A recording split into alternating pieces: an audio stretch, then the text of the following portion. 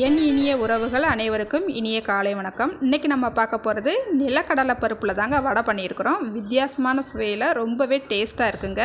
இன்றைக்கி பிறந்தநாள் மற்றும் திருமண நாள் கொண்டாடுற எல்லாருக்குமே என்னுடைய வாழ்த்துக்கள். இப்போ வாங்க நம்ம ரெசிபி எப்படி பண்ணலான்னு பார்த்துடலாம். பாருங்கள், ஒரு பவுலில் கடலைப்பருப்பு எடுத்துருக்கேங்க. குழம்புக்கு போடுற கடலைப்பருப்பு ஒரு பவுலில் எடுத்துருக்கிறேன்.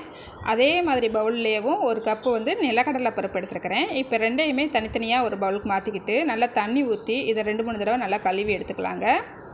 கழுவின பருப்புகளை ஒரு மணி நேரத்துக்கு அப்படியே மூடி வச்சு ஊற விட்டுறலாங்க. அதுக்கப்புறம் நம்ம பார்க்கலாம். பாருங்கள், இப்போ 1 மணி நேரத்துக்கு நல்லா 2 பருப்புமே ஊறி வந்திருக்குது. இப்போ இதை ஒரு ஜாருக்கு மாற்றிக்கலாங்க. 2 பருப்பையும் ஒன்றாவே சேர்த்து நம்ம அரைச்சிக்கலாம்.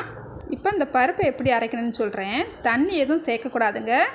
நல்லா கொஞ்சத்தை கொரகொரப்பாக அரைச்சி எடுத்து வச்சுக்கிறணும். அதுக்கப்புறம் கொஞ்சத்தை நல்லா வலுவலுன்னு அடித்து எடுத்துக்கிறணுங்க. பாருங்கள், இந்த மாதிரி நல்லா கொஞ்சமாக கொரகொரப்பாக அடித்து எடுத்து வச்சுருக்கேன். பாருங்கள், இந்த அளவுக்கு இருந்தால் போதும். அடுத்து வலுவலுன்னு இருக்கணுங்க.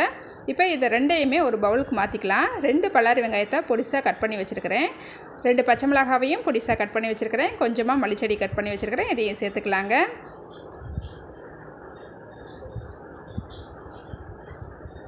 சேர்த்துட்டு ஒரு அரை ஸ்பூனுக்கு பெருஞ்சீரகம் எடுத்து வச்சுருக்கிறேன். இதையும் சேர்த்துக்கலாங்க. தேவையான அளவு உப்பு சேர்த்துக்கலாம். இப்போ இது நல்லா ஒரு தடவை பிசைஞ்சிக்கலாம். இந்த மாவோட எல்லா பக்கமும் உப்பு படுறாப்பில் நல்லா பிசைஞ்சு எடுத்துக்கலாங்க. பாருங்கள், நல்லா பிசைஞ்சு எடுத்துக்கிட்டேன். இப்போ இதிலேருந்து ஒரு சின்ன உருண்டையை இந்த மாதிரி நல்லா உருட்டி எடுத்துக்கலாம். ஃபஸ்ட்டு உருட்டி எடுத்துகிட்டு நல்லா உள்ளங்கையில் வச்சு இந்த மாதிரி ஒரு தடவை ப்ரெஸ் பண்ணால் போதுங்க. இந்த மாதிரி ப்ரெஸ் பண்ணிவிட்டு நல்லா எண்ணெய் சட்டியில் போட்டு நல்லா பொரித்து எடுத்துக்கலாம். இப்போ பாருங்கள், ஒரு கடாயில் எண்ணெயை நல்லா ஹீட் பண்ணி வச்சுருக்கிறேன். இப்போ நம்ம உருண்டைகளை இதில் சேர்த்துக்கலாங்க. பாருங்கள், இந்த மாதிரி அடுப்பை மிதமான தீயில் வச்சுக்கோங்க. ரொம்ப அதிகமான தீயில் இருந்தால் நம்ம போட்ட உடனே மேலே ஃபுல்லாக வெந்தது போல் இருக்கும், உள்ளே ஃபுல்லாக வேகாமல் இருக்கும்.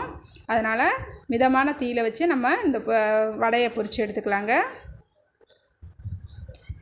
இப்போ பாருங்கள், சேர்த்து 1 நிமிஷம் கழித்து தான் நம்ம திருப்பி போடணும். 2 பக்கமும் நல்லா திருப்பி போட்டு சூப்பராக செவந்து வந்துருச்சுங்க. இப்போ நம்மளுக்கு வடை சூப்பராக ரெடி ஆயிடுச்சு. இப்போ வடையை எடுத்துக்கலாங்க.